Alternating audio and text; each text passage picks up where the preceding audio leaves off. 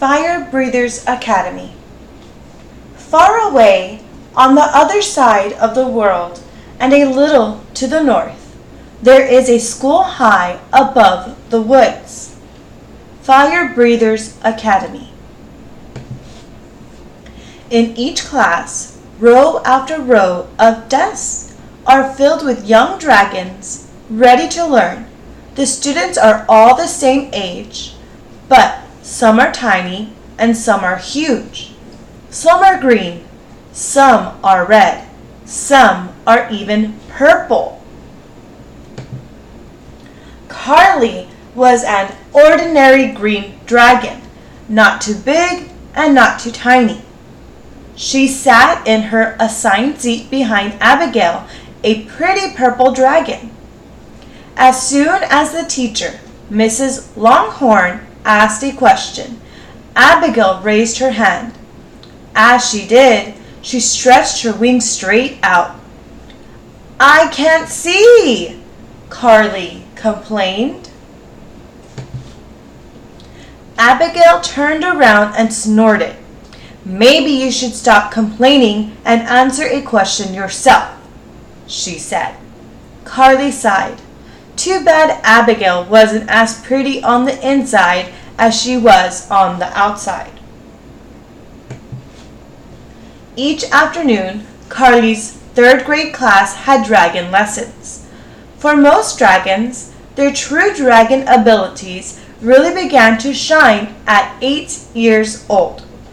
Karlie's classmates were starting to discover their talents. Everyone always bragged about how scary they were, but Karlie certainly didn't feel scary. She wondered what her talent could be. Karlie thought dragon lessons were a pain. She could never get things quite right. She was good at hiding treasure, but she could never remember where she put it. She could never aim fire where she was supposed to either. Karlie didn't understand why she had to steal treasure or burn things anyway. All she ever wanted to do was fly, fly, fly. She loved the feeling of the wind through her horns as she sped through the trees.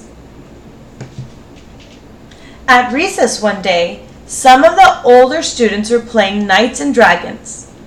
The third graders watched with excitement as the older dragons chased each other.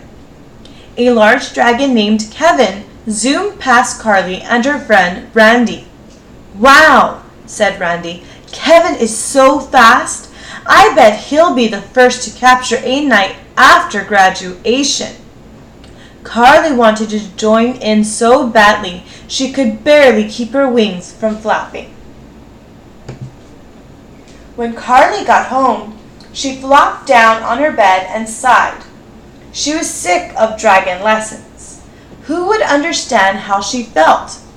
Certainly none of her dragon friends. Karlie imagined a human girl, a girl named, Karlie thought for a moment. "Gretchen," she said. "Gretchen would understand." "I do understand," a sweet voice said. Karlie couldn't believe it. The human friend she imagined was sitting right next to her.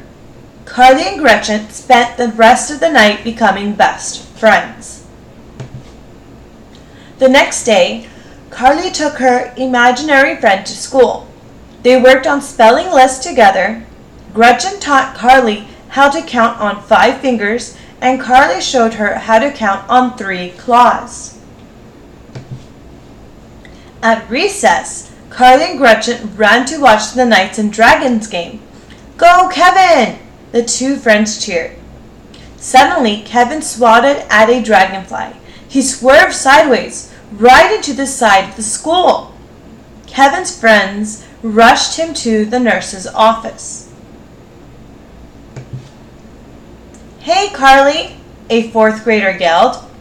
"Do you want to take Kevin's spot in the game?" Karlie didn't know what to say. "You can do it," Gretchen whispered in her ear. Karlie! Karlie! Cheered the other third graders, except for one. Karlie heard Abigail mutter, "I bet she'll fly into a tree." "Oh, just ignore her," said Gretchen. A sixth grade dragon was chosen to be the knight. With Gretchen cheering her on, Karlie took a deep breath and flew into the game. One by one, the sixth grader tagged every dragon in the game except for Karlie. Karlie weaved confidently through the trees. Karlie realized she didn't have to be scary. She was the fastest dragon in the entire school. As she swooped down, she heard Randy say, "I bet Karlie will be the first one to catch a real knight." And everyone agreed, even Abigail. What do you recall from Karlie Dragon's days? 1. What grade is Karlie in? 2. How does Abigail annoy Karlie in class? 3. What game do the older dragons play at recess? 4. How does Gretchen help Karlie? 5. What is Karlie really good at? Thank you for listening. Make sure to like, comment, and subscribe. Let me know in the comments below what books you'd like for me to read next.